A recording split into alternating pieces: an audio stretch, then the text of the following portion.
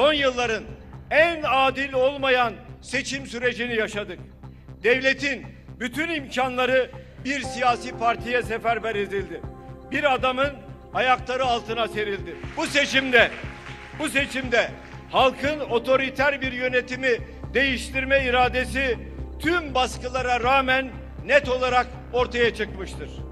Cumhuriyet Halk Partisi ve Millet İttifakı tüm unsurlarıyla her cephede mücadelesini vermektedir. Ülkemize gerçek anlamda demokrasi gelinceye kadar bu mücadelenin öncüsü olmayı sürdüreceğiz.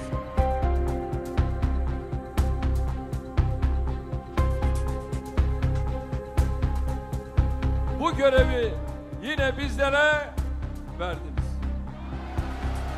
Bugün kimse kaybetmemiştir. 85 milyonun tamamı kazanmıştır.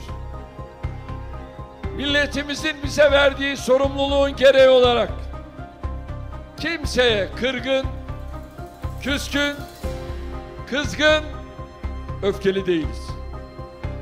Artık seçim dönemine dair tüm tartışmaları ve çekişmeleri bir kenara bırakarak milli hedeflerimiz, milli hayallerimiz etrafında birleşme, bütünleşme vaktidir.